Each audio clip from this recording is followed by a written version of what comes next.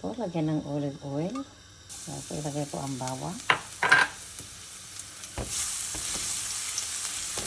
Sibuyas.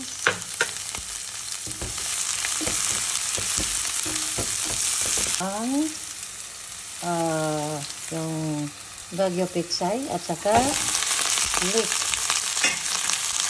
Yan.